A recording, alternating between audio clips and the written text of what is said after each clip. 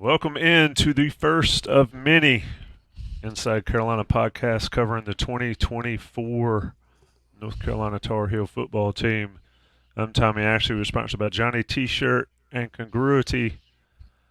We're starting a roundtable, a man down, actually two men down. Taylor Viplis out tonight with other plans, and I granted this was a short notice to everybody.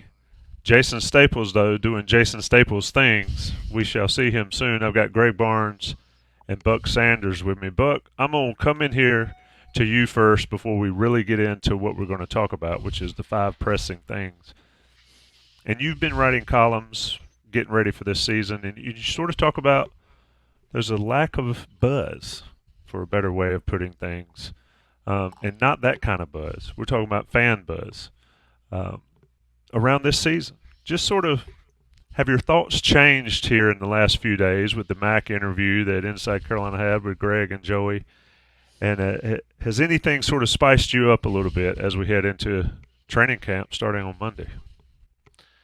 Well, I would say that the interview that was up today with Mack Brown, with Joey Powell and Greg Barnes, one of the better interviews I think we've seen with Mack Brown.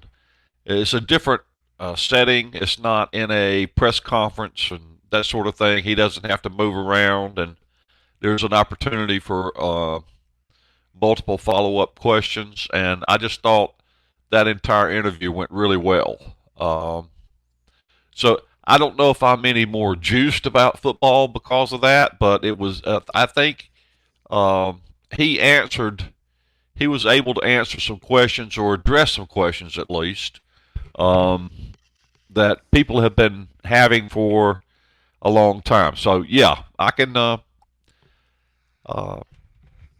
get behind that kind of interview and get those sorts of answers. And it was a good, I think, kickoff leading into what's going to start up on practice on Sunday. Yeah, Greg, just talking about it. I hate I missed it. Lined up. I was on vacation, doing a little driving, doing a little baseball, and all that kind of family stuff. But, we talked to Ted Monachino, who I thought was pretty open. Talked to Jeff Collins, who's Jeff Collins. I mean, he's that guy. Talked to Chip Lindsey.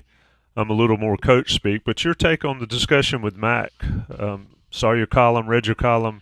Haven't listened to the interview in full, but everybody I've heard that has seen it in full said Mack was pretty forthcoming to you guys.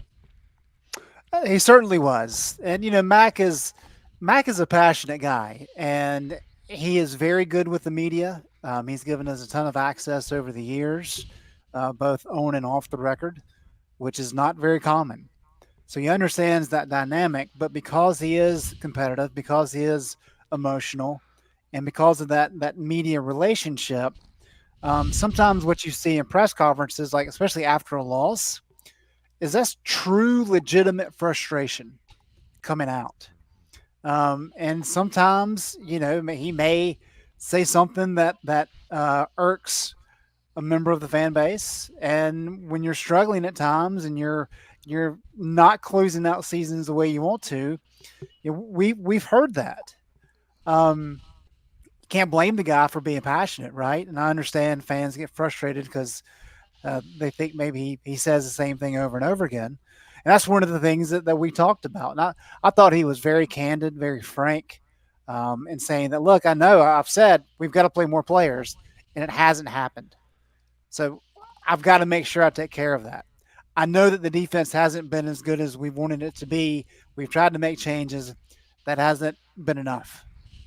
So he's saying the right things. Now, everybody's right. And Mack even said, we don't know how good we're going to be, but we're going to try to do these things to make sure we maximize the potential on the team. And I give Mack a lot of credit, to answer those questions forthright the way he did. I think clears the air a little bit going into the season. And he understands the expectation that comes with him. And as he said, he didn't come back to win 8 or 9 games. He came back to do more, which is what the fan base is hoping for. So, I think it was a great interview setup. We'll hear more from from the UNC crowd this week in Charlotte, ACC kickoff. And then, of course, training camp opens next week, and we'll start to hear a lot more about how this team's looking. Yeah, the one thing that I get it, I get the fan base side of it. I've been there, somewhat in it all my life. But the one thing about it is, folks that think coaches don't care is just so far in left field. I mean, losing eats it. Who wants losses hung around your neck like Carolina's had? I mean, so I'm glad Mack was able to clear that up and get with you guys and discuss it, because the 8 wins around here, which I think that quote needs to be looked at when it's on there, because it's not exactly what he said. But the fan base needs to realize that these guys care more than anybody, more than any of us, and their livelihood depends on it and has depended on it. Anyway, but let's get into it. I don't see Jason. We don't need the sundial. Maybe we need somebody to go do a wellness check or whatever. But let's talk about. We'll get into this. 5 pressing questions for training camp as North Carolina gets underway. We've talked about it all summer, and notice I did not say off season, because there is not one. But your number one issue, question, worry, red flag, positive going into training camp for Carolina football. Well, I did my homework assignment that you shot to me, and I did come up with 5 topics. I didn't order them in any particular way, but since I'm going first, I guess I'll have to select one. The defensive line, I think, is probably for me the biggest question mark, and we've talked about this, and I've written about it a little bit heading into spring at fall camp. But I think for me, that's one of the things that's going to tell the tale about this season. If they can get the job done on the defensive line, it's going to change a lot of things. So is Travis Shaw going to step up to the way that everybody hopes that he will? Is Josh Harris going to be able to give them some snaps on the interior?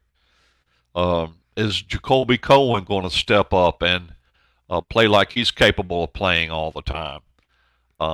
Des Evans and Drew Atkinson, Bo Atkinson, and just everybody on that, Kamen Rucker, the whole defensive line, if they can just take a significant step forward, it's going to make a big difference in this program, I believe. And I think there's plenty of other questions. We could talk about many other ones: quarterback, offensive line, who's going to be the number 1 receiver, a lot of things on offense. But that does not move the needle for me as much as what is the defensive line going to look like? What kind of snaps are they going to actually substitute?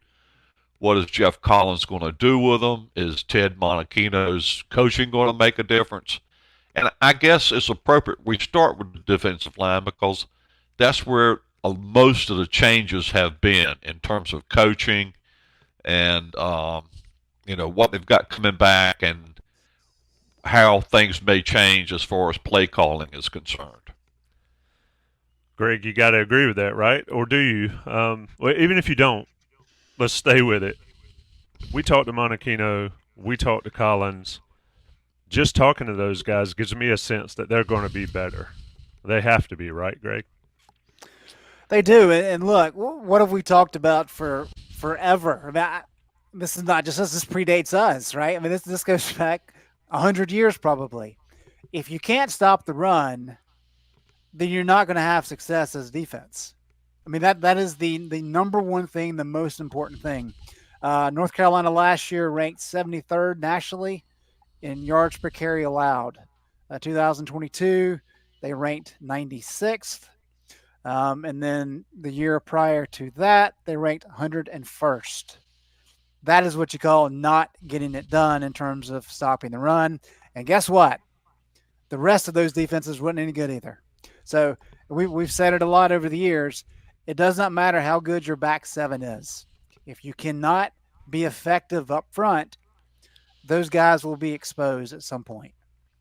And one thing that I found fascinating when we talked with Jeff Collins, Tommy, is everything starting to kind of go back to the old triple option in terms of mindset, right? And maybe it's just that these guys are our age, and that's kind of where we were 30 years ago.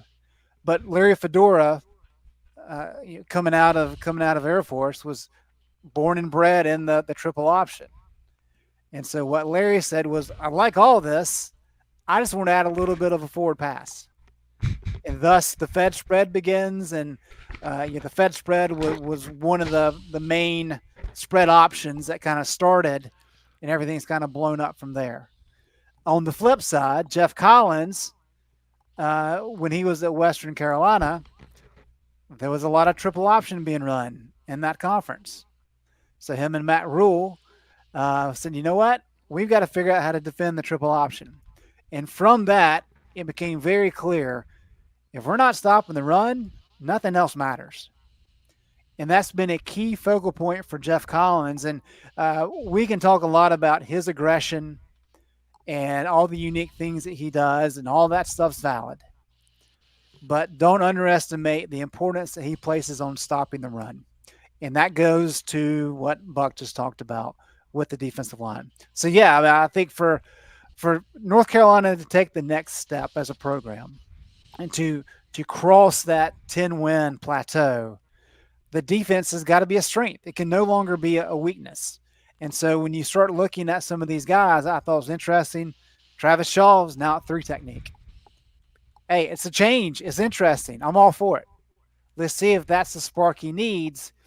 But I really think Joshua Harris is a key contribution to the roster. That allows Travis to move to the 3 technique, and he's really going to push Kevin Hester at nose tackle. And that's really what North Carolina needed, was a veteran, experienced, quality piece at nose who can make some noise. I think Harris has that opportunity. Well, let me ask both of you this on this defensive line. And I don't know if it's fair either way, but how much do you put on the players? And Buck, I'll start with you. How much of it is on the players, and how much is it on the last couple of years with the coaching staff? And Collins specifically said, and Greg, you remember this, and Buck, you remember if you caught it, he said, I'm not going to talk about what we haven't done and what hasn't happened and all that. So how much of it, it's a group effort, and it's the same players virtually. You mentioned Josh Harris. He's certainly different. How much can 2 men do, I guess is my point, Buck, in your eyes in this college football game? Because I agree with Greg, and one of the games that stick out to me the most, it was Pittsburgh 2 or 3, 4 years ago. It was in Keenan. They were running up and down the field on Carolina and beating Carolina. And then they inexplicably stopped doing that, and Carolina came back and won a Trubisky game. I don't understand why teams haven't done that. The Pittsburgh game, wasn't it? It was a Pittsburgh game you're talking about? Yeah, it was the Pittsburgh game. They ran to gash Carolina, and then they just quit. Teams are not going to keep, falling for the banana in the tailpipe if Carolina doesn't get it figured out. So, Buck, what can 2 men do? It'll be interesting to see. I like the way that we hear Jeff Collins talk. I mean, Greg was just talking about the triple option, and that's kind of where, Larry Fedora got his start, and Jeff Collins at Western Carolina. And if you hear Jeff Collins talk today in the interview that you guys did with him, he talked about, you got to stop 3 things. You got to stop the dive, you got to stop the pitch, and you got to stop the keeper, right? I mean, that's stopping the triple option. And at least in the modern times, you don't think of defense in that way, but he's right. I mean, if you can't stop those 3 things, why would anybody do anything else? Why would they do anything else if you cannot stop that dive play?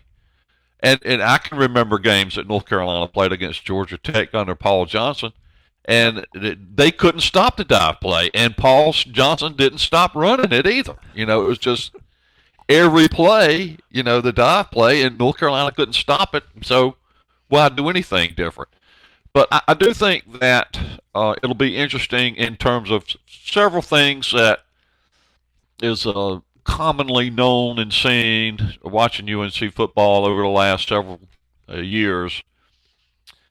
How much cushion is Collins going to give on the corners? Is that going to tighten up any bit? Because we've saw on many occasions where the corners just looked like they were playing off too far, and that quick out, that hot read was open all the time. If you're off, 10 yards, then the quarterback is not going to get in any trouble because he's got somewhere to go with the ball right away. He doesn't have to go through his progressions. It's just it's just there all the time. So is that going to change? Are we going to see tighter coverage? Are we going to see a more aggressive approach to the game? And from everything we've heard about Collins, I mean, they don't call you the minister of mayhem if it's your tendency to just lay back and let everything play out in front of you. That's a different sort of approach to defense. So it'll be interesting to see how these things play out. It'd be very interesting to see if they are, and Mack Brown talked about this today. Are they going to substitute more, really substitute more? Are they going to give guys more snaps? Are guys going to be fresher at the end of the game and at the end of the season? Those kinds of things, I think, can make a huge difference, even though you're using with the same personnel. And you see it all the time, right? I mean, Duke was just nothing. Mike Elko shows up, and all of a sudden they're playing great defense. Same players. I mean, didn't really dip into the portal that much that first year. So, it can make a huge difference depending on the approach, how you go about it, who's making the play calls. There's so much that goes into that, and it's more of a question, I think, in many cases defensively, of just sheer attitude. And so it'll be very interesting to see, but I think that's one of the keys to this season. I think it's going to be very hard for North Carolina to duplicate 90% or 80% of the offense we were used to seeing. Maybe, okay, if you think so, maybe, but I think they're going to have to take a step back. Like every day, when I just happen to be shooting through Twitter, I'll see a highlight reel of Drake May where he just is torching everybody, and we don't have that guy, to my knowledge. We don't have that guy that we've had the last 2 years. So something's got to give a little bit. We'll see how much that is and where it is, but so they're going to have to make it up on the other end. We'll see how that goes. Greg, you can follow or you can kick the can down the road and go to number 2, but you're smiling. There are so many things there. Yeah, I mean, Buck just laid out a lot of stuff that we can kind of go on these little paths with and just have a good time with it. Okay, let's go here first. In terms of who's responsible, before about 2 years ago, that was a very simple answer for me. And it's the coaches. Who's getting paid millions of dollars collectively? It wasn't the players, it's the coaches. And the coaches are responsible for evaluating, for recruiting, for signing, and then for developing. And if a player's not doing what they need to be doing, put somebody else in there for them. And if you don't have anybody else to put in for them, guess what? You need to do a better job. It's pretty easy. I made that case pretty firmly on the basketball board a couple of years ago. People did not like it. But that's the simplicity of it. If your players aren't good enough, get new players. And as you build a program, you're not necessarily recruiting over kids, but you're trying to improve the talent level so that you can push your starters to be better. And if they don't get better, somebody will take their place. That's how all the good programs do that. And I think Elko is a perfect example, Buck. He came in and boom, overnight. Duke was tough. They were physical. And they played hard-nosed football. Now, they didn't have the talent of a lot of their opponents, but because they were disciplined and they fought hard and they played hard and did all the right things, they were competitive. And maybe there's not many guys like that who can have that type of impact coming in. But, I mean, go back and look at what Collins did at Mississippi State and Florida. I mean, those weren't just like run-of-the-mill average SEC defenses. Those were elite defenses. So that gives me some hope that type of change can happen. But to build on that, and this is maybe a conversation for another time, but since NIL took place and now kids are getting paid, for so long, media members and fans would just criticize pro players all the time for no reason whatsoever. If the guy drops a pass, they're on him. Fire him, get him out of here, blah, blah, blah. In college sports, that never occurred because they were amateur athletes and they weren't getting paid. And so you can criticize the coaches all you want, but let's be respectful of the kids. Well, now the kids are starting to get paid. So where are we at in this conversation of, okay, well, they're not amateurs anymore, at least not in the revenue sports. So are we at a point now where media members and fans can take aim at players and say, hey, you're getting paid $1 million to play this year. You need to play better. We've never really had that discussion at the college level, and I think we're getting very close to having that discussion. So that's maybe a more broad topic. That's one that I find fascinating. Let me follow up on that, if you don't mind, Tommy. Go ahead. It's not just that players don't have as many excuses as they once had, and are more open, more of a target for criticism, I suppose. But coaches are too. They're running out of excuses because you've seen it, I've seen it, Tommy's seen it. You get to a particular year, and all of a sudden, like next year, and Mack alluded to this a little bit today, he's going to lose a lot of defensive linemen at the end of this season, right? Well, normally the coaches would get a pass in a way because, oh, look at how many people they've got to replace. They got to replace the entire defensive line, blah, blah, blah, blah, blah. But now they have the transfer portal. They know what they need. They know what they have coming back.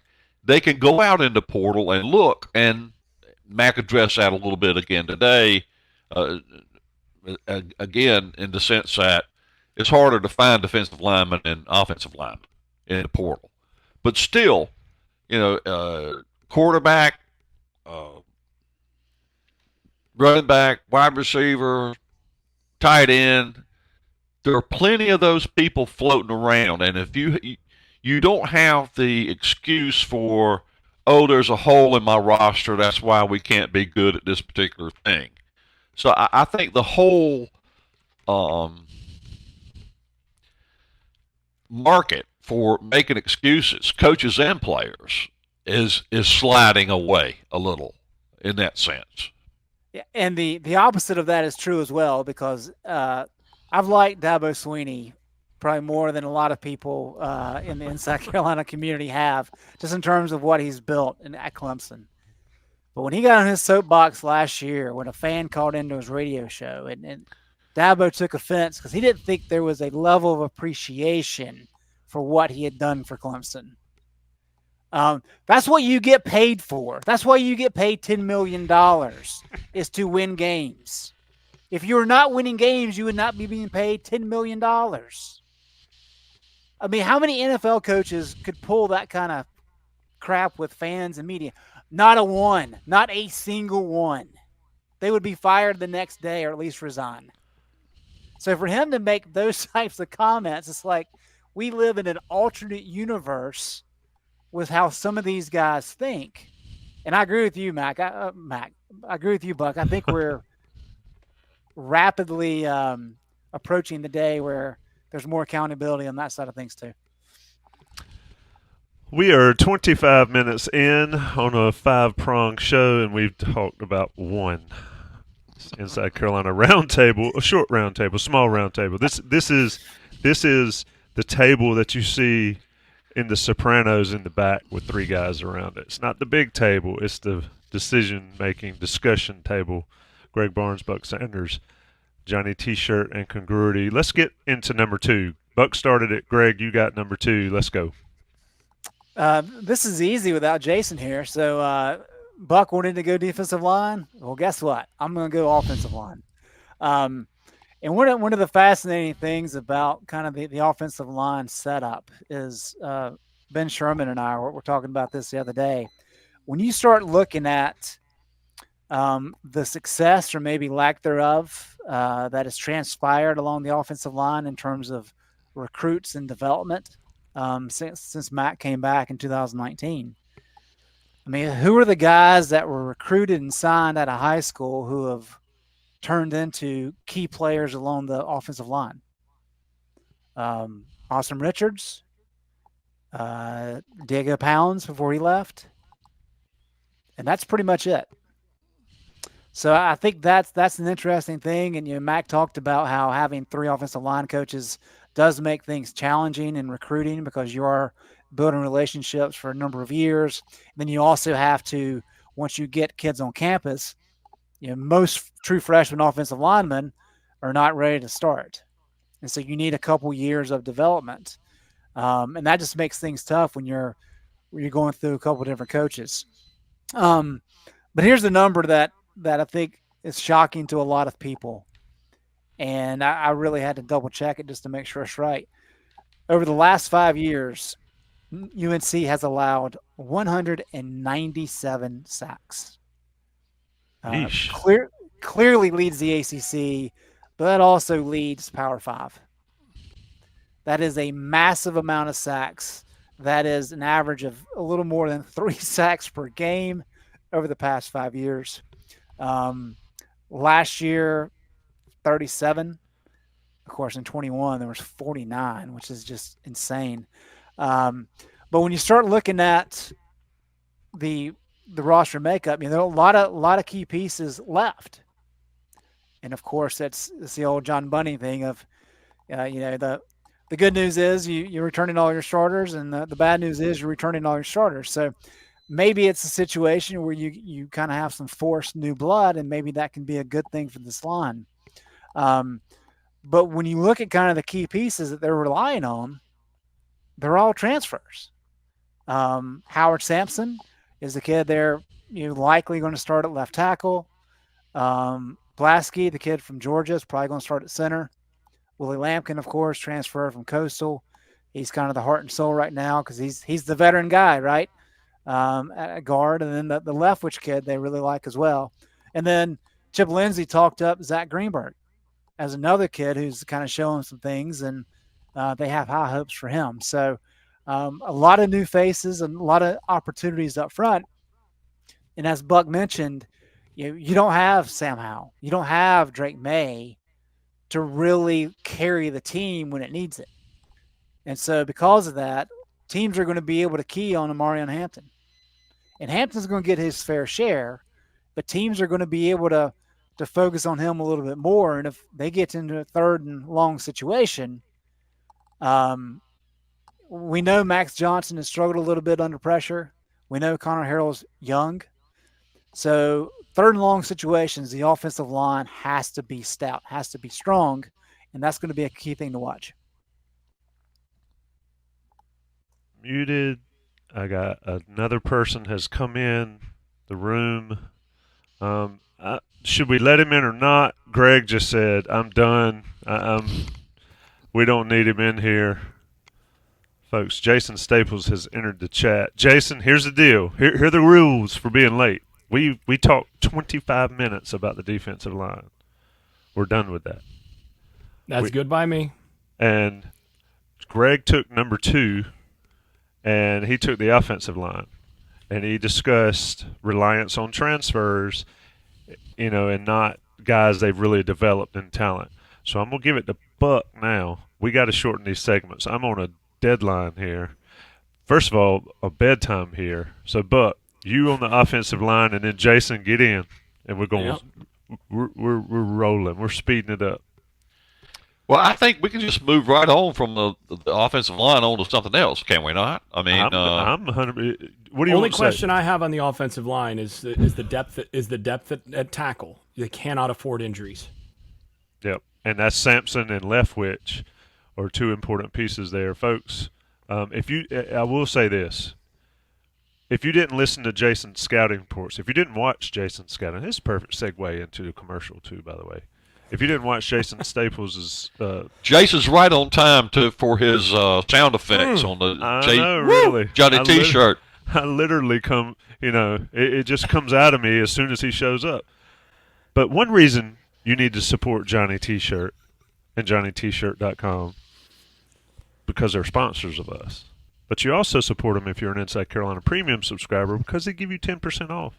You get 10% off swag, and you get to see Jason Staples and his readers talk about Carolina football and the scouting reports. Good stuff. But back to my original point, the scouting reports that Jason did were a great look on paper at what these guys bring to the table. The discussion we had on the YouTubes and the podcasts, go back and check those out. And while you're at it, get online to JohnnyT-shirt.com. Get all the football jerseys. They've got the white throwback. Buck's got the blue throwback behind him. The white throwback is pretty sick if you like that kind of stuff. And they've got all of that kind of deal. And they've got NIL stuff and everything you need for the football season. Johnny T-shirt, JohnnyT-shirt.com. Support them. They deserve it. You get 10% off if you're a premium subscriber.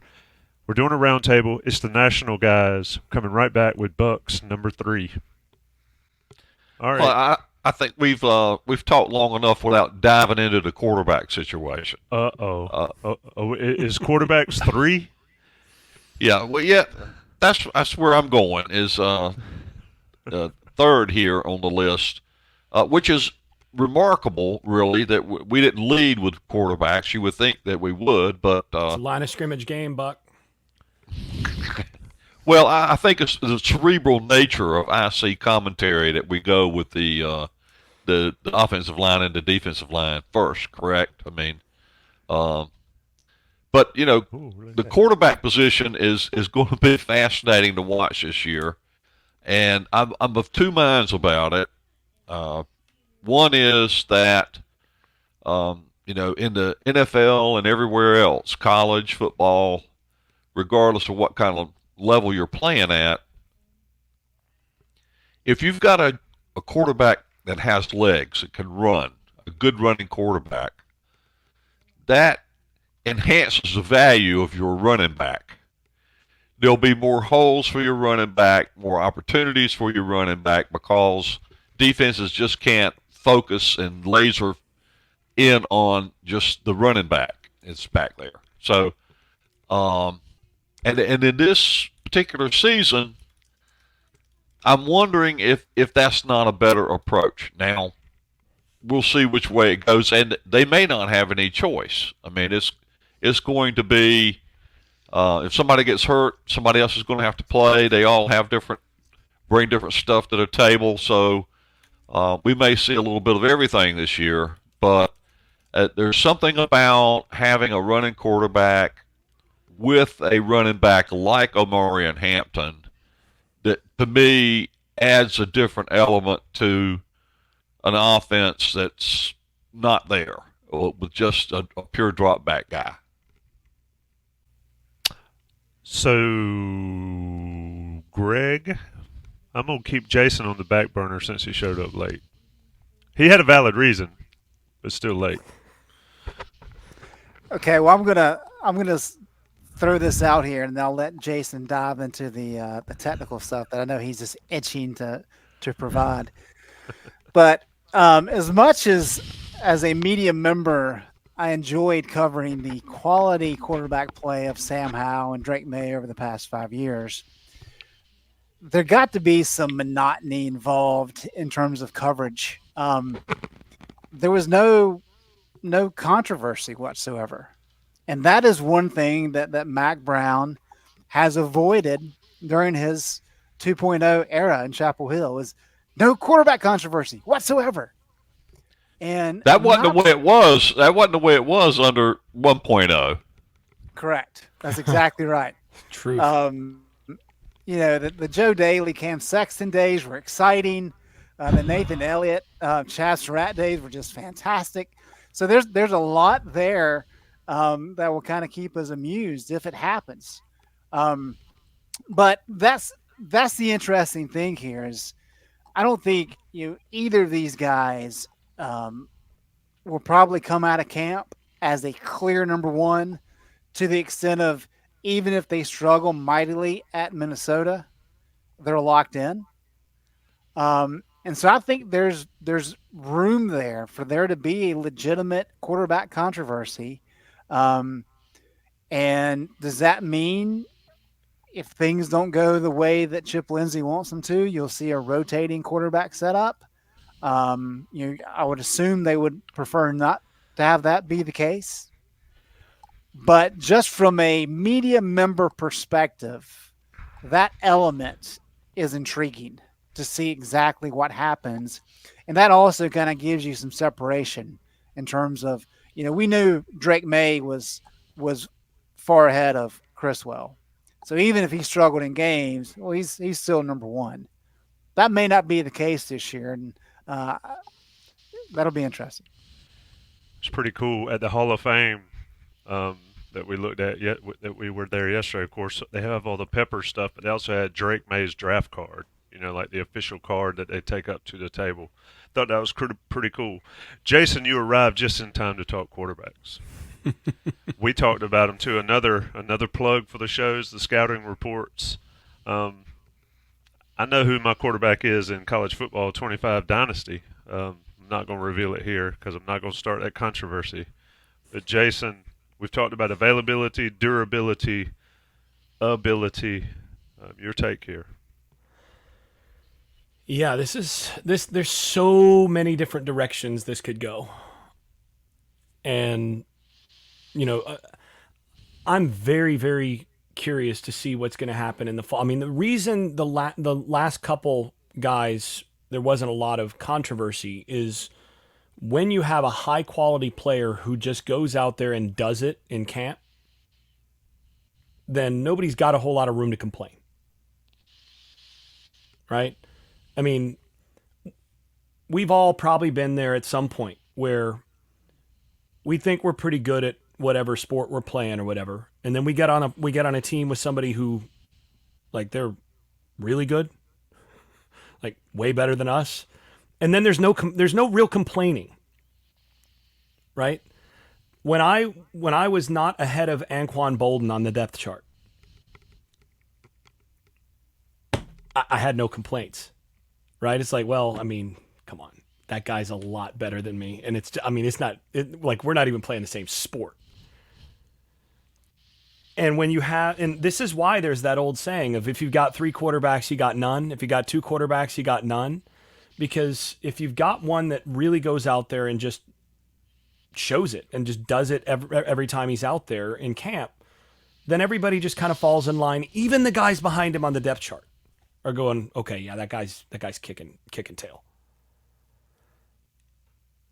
The real question is one of the guys that's on this roster going to be able to do that?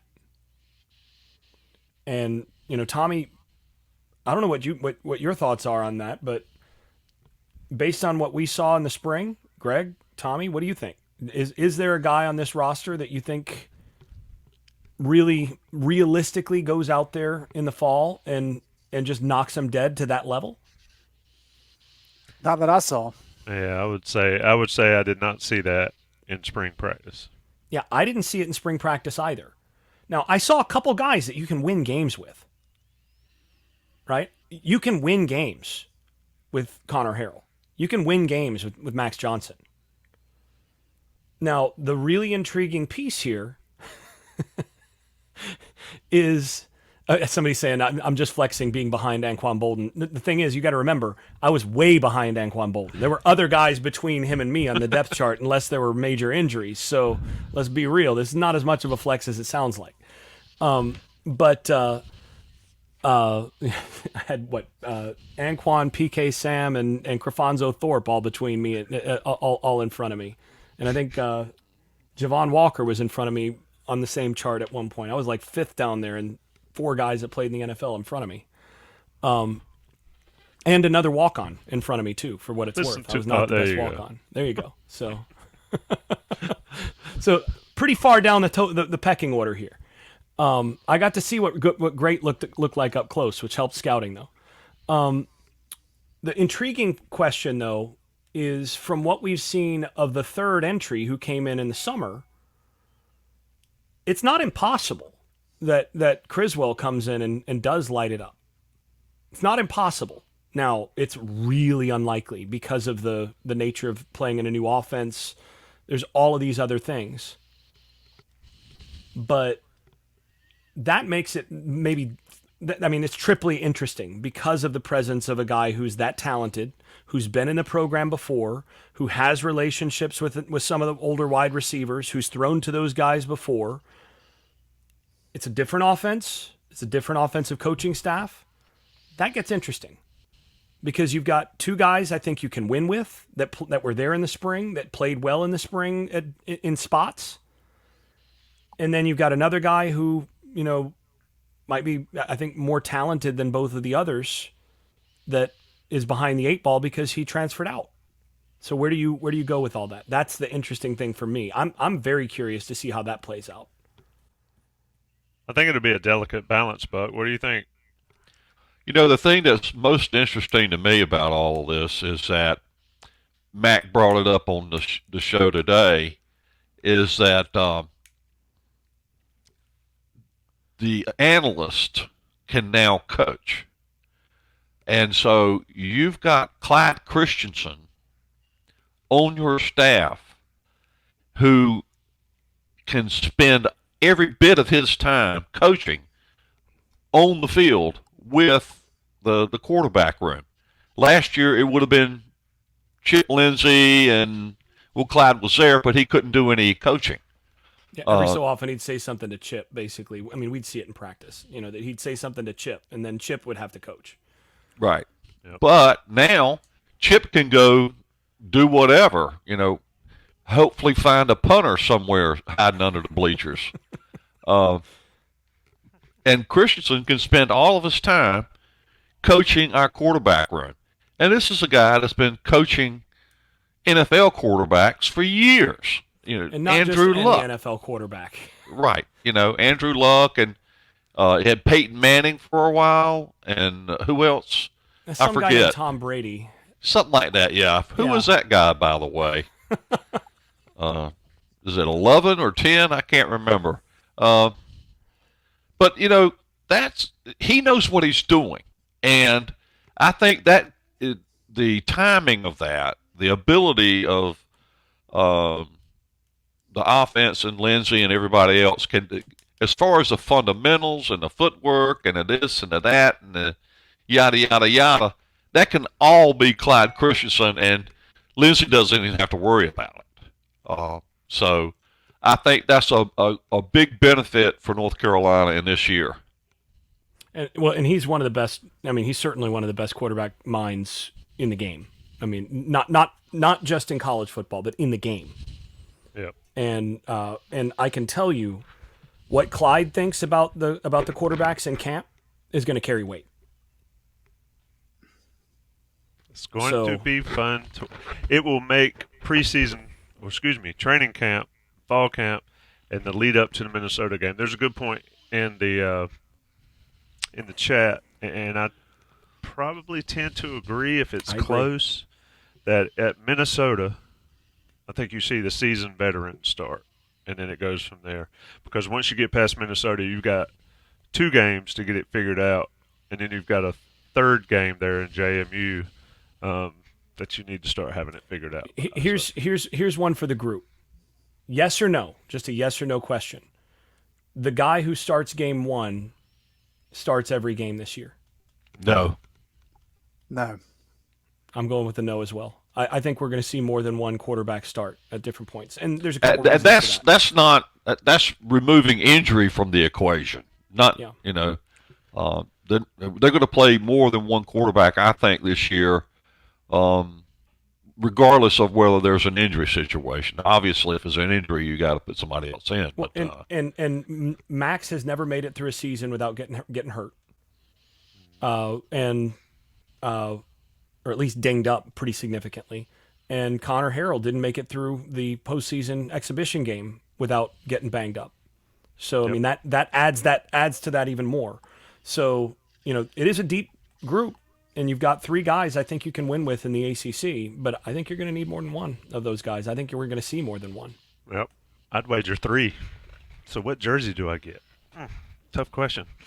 Whoever's on your 24, whoever your starter on EA Sports game is. Maybe the starter on the sports game. Let's go. So we've gone DL, OL, quarterbacks. Jason, give me one of your 5 pressing questions that's not one of those 3. Wide receiver. Really? Yeah. Yep. in the sense that they need a number 1. They've got to find they don't have a number 1 as far as I can see. J.J. Jones is a pretty dang good outside wide receiver. Most teams in the ACC would have him starting on the outside, right? So let's not get it twisted about that. But I think J.J., if you're talking about playing upper tier of Power 4, Power 3, whatever we want to call this, football, he's a really good number 2, which is what he was last year when Tez Walker was out there. Right? Tez was the guy that stretched the defenses and all this, and then the complementary piece who actually led the team in receiving was JJ, right? If they've got to find somebody who can play at least at that level, and they've got some interesting pieces. They've got some vets that have shown some things in the past. They've got some vets who need to show that they can be consistent. And then, we've talked about this before. That young group is really intriguing. There's a couple guys on that young group who they're gonna challenge for some snaps. And, right when I came on, Greg, you were talking about this is an offense where Omarion Hampton's not going to have the same kind of daylight that he had last year when teams were basically scheming to take away as much of Drake May as they could and saying, well, you're going to have to run to beat us. This year, the wide receivers are coming in the position that Omarion Hampton was last year. They're going to have plenty of opportunities in one-on-ones. My question is, who on this roster are they going to find that's going to consistently win the one-on-one matchups downfield to create some big plays that then open things up for Omarion Hampton? That changes the game if they can find somebody that's going to consistently do that and who's going to make it easier for the quarterbacks. Because playing quarterback's a lot easier if you've got guys getting open and creating a lot of space. If there's separation, I'm 42 years old, but I can still, fit a ball into a large enough window. Garage door. But yeah, right? From 5 paces. Yeah, exactly. From the driveway. Yeah. But that's the thing is that the receivers can make things a lot easier on the quarterbacks. And, I'm just really curious about how the rotation's going to go. Who's going to step in and actually be those guys? I mean, Pasor's coming back from injury, right? J.J. Jones is coming back from injury. I think he's, full go at this point, really. These are guys that have played well in the past, but what about those young guys? What about McCollum, right? There's some Blackwell, right? There's pieces. And then those young guys, what becomes the rotation? And then how much do they go big? How much do they decide to put, say, one of the big tights out there as a second guy in the slot instead of instead of putting an extra receiver out there? How much do they put two tights on the field instead of, two tights and two receivers instead of three receivers? There's a lot of different things I'm just curious about in terms of what the composition of this offense is going to look like. Who's going to be able to step up? Are they going to be able to create space? Are they going to be able to make it easier for the quarterback and thereby make it easier for the running game? That to me is the other thing that I'm really looking at on the offense. Some great points there, Greg. I'll let you get in just briefly if you want to. I think one thing we talked about the quarterbacks, and this is the first year in Mack 2.0 that they've got to deal with a quarterback controversy, unquote. But it's also the first year that they haven't had a proven stud. They've got some good players, like you mentioned, at wide receiver. There's no Dammy Brown. There's no Tez Walker. There's no Josh Downs, a guy that you knew was going to put up numbers no matter what. Greg. No, I mean, I think Jason's right. The one thing that I would add is that what North Carolina does have in the receiving game is Bryson Nesbitt and John Copenhaver. So I think those are guys that while they're not your typical number ones, I think those are safety nets for whether it be Connor Harrell or Max Johnson to be able to rely on, at least especially early in the year, because I agree with Jason. I think some of the young pups are going to showcase how good they are. I think this wide receiver group has a lot of potential towards the end of the year into next year. I think there's just a lot of very talented kids there, but they're going to have some runway to get going. Yeah, and I think, and Jason, we talked about this in his last point on the wide receivers, and then we'll move to Buck for 4. But those guys being hurt in the spring opened the door for the freshman Ship, Culliver, even Alex Taylor, who's not getting as much talk, Billups, opened the door for those guys to become the breakout star, quote unquote breakout stars of the season, while the older guys were on the shelf. And I think that creates a good competition. I agree with all of you. Somebody's got to step up and be the one, and be that guy that can take the pressure off everybody else, including Amarion. Buck, point number 4 as we move towards the top of the hour. Let's see if I think we're on point number 5. Offensive line. It's been a long day for Tommy. Yes, we got DL, OL, quarterback, wide receiver. Yes, 5. We're perfect time, folks. Jeez. When you start out in Morgantown, I'm glad West I can Virginia, be a help. I'm glad I can help out. You are perfect. But when you start out in Morgantown, West Virginia, as I woke up today, West Virginia's an interesting state, folks. So pardon me for my forgetfulness. Can I take this one? Can I take number 5, Tommy? Buck, you going to let him steal it? Well, yeah, go ahead. But if you don't pick one I have, then I'm going to follow up. Okay. Well, you've already had 2, which is why I was going to jump in. Oh. Sensitive. If you want it, you can have it. Go. All right, so let's go here. So this is kind of big picture, but I'll bring it back to specifics of training camp. You got to figure out how to finish. This has been a big issue for North Carolina in recent years. Just to kind of give you some numbers, I know fans don't like to hear this, but if you go back to last year, North Carolina lost 5 of their last 6 games against FBS opponents after starting 6-0. In 2022, Carolina started out 9-1, and we're a dark horse for the college football playoff conversation. After that Wake Forest game in Winston, the way that game ended, that's probably a high point in Carolina football in years. And here we are. Go ahead. I'm sorry, I didn't mean to cut you off. Nope. In 2022, Carolina lost its final 4 games of the year. And then back in 2021, which was not a good year for North Carolina after a top 10 ranking in the preseason, Carolina lost 4 of its last 5 games against FBS competition. That's clearly an issue, and one thing that Mack has said is a primary concern is figuring out how do we close better. Because when you look at this schedule, guys, I mean, maybe Carolina's 5-1 halfway through, but I think probably some of us would take 6-0. I mean, at Minnesota, okay, that's going to be a little bit tough with a new quarterback. Charlotte, NC Central, JMU with an entire roster that's new and new coaching staff. Manny Diaz at Duke, I don't think frightens anybody. And then Pittsburgh is just kind of a mess for whatever reason. That's the first 6 games. So you can make a legitimate case for Carolina to start out 6-0 and not be a surprise. But just when I was out, right? Right. Drag me back in. I'm ready to be hurt again. One thing that Mack has mentioned, and we've highlighted this in recent years, you got to play more guys. And Buck mentioned this earlier, but I think we need to flesh it out.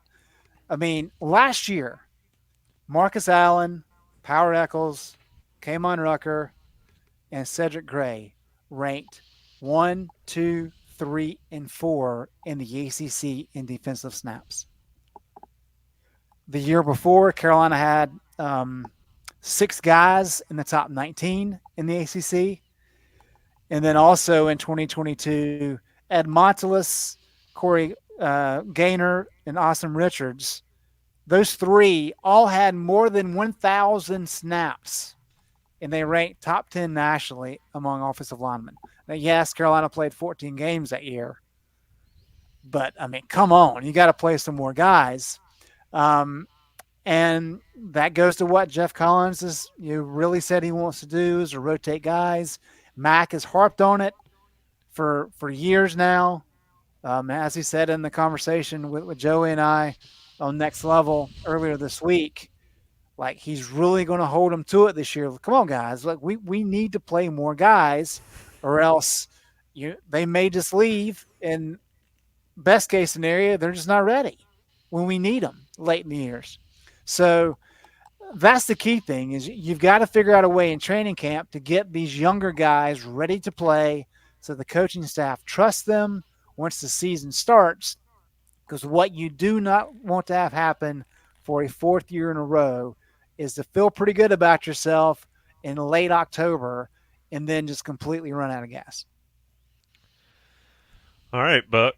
I think everybody agrees with that. I think Mack agrees with that.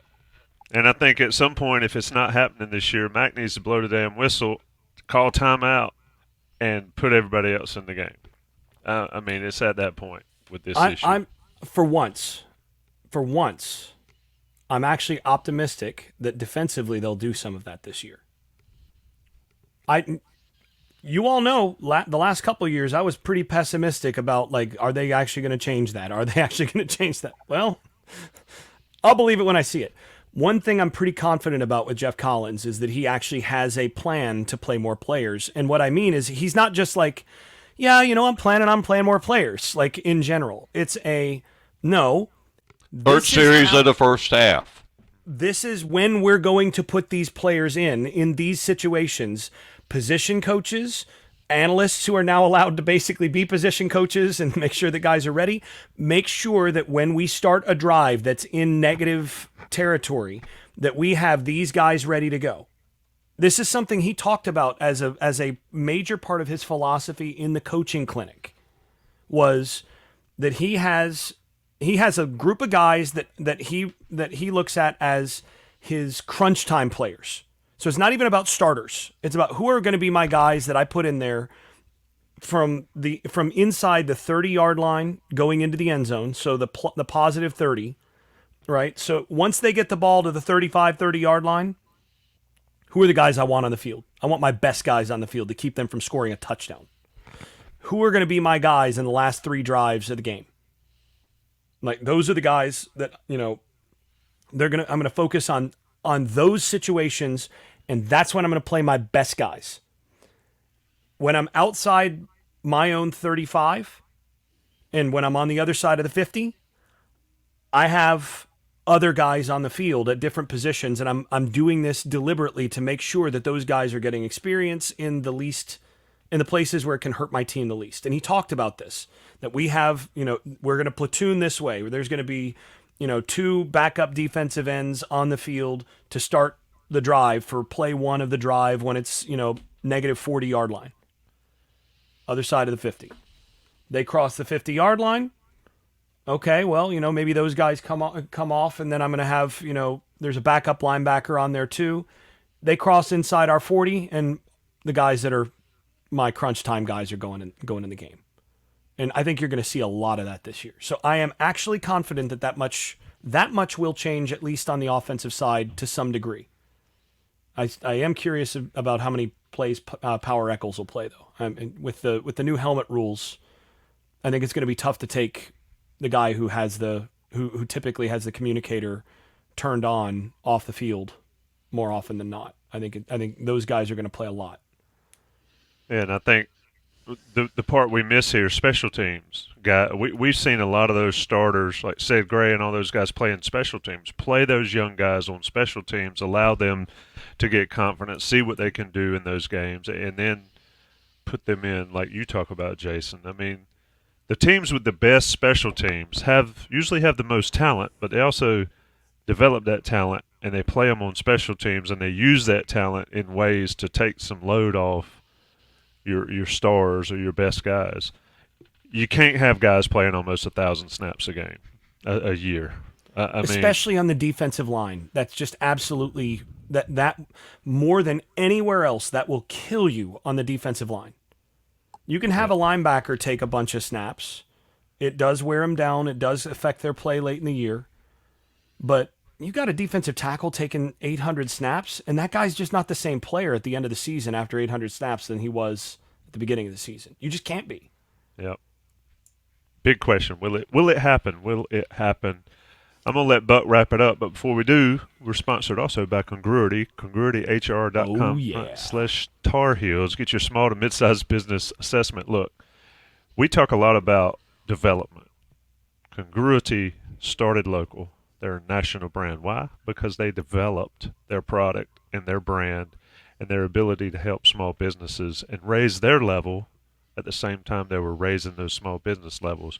Darren and Matt, the customer service, the technology, everything you need to grow your business, they handle the heavy lifting while you grow and grow and grow. Go to congruityhr.com/Tar Heels. Get your free assessment if you're an Inside Carolina person. If you're in the chat and you're a fan of another school, tell them Inside Carolina sent you. You're here. Might as well join the party. congruityhr.com and Johnny T-Shirt, our sponsors. And now, El Jefe, El Presidente, Buck Sanders, wrap up our first roundtable of the season. You know, I think one thing about this fall camp there's not been, we talked about this kind of at the top of the show, that there's not been the same anticipation for this season that we've had the last several years. Because if you have Drake May on the field, you're going to have high expectations just from the get-go. And we don't have that. And so I think expectations are down a little bit this year. But at the same time, I think this may be one of the more interesting years of Mack 2.0. It'll be interesting to find out is whether or not, if Jeff Collins can't get this defense playing aggressive, then give up. You know, no point in having a defense, right? Greg's smiling over there, but am I lying? I mean, if Collins can't get these guys energized and off the ball and playing good defense, then what are we doing? So from that angle, it's very interesting. Be a very interesting year for me, at least, to see how this team does without having that superstar quarterback that can bail you out in a lot of ways.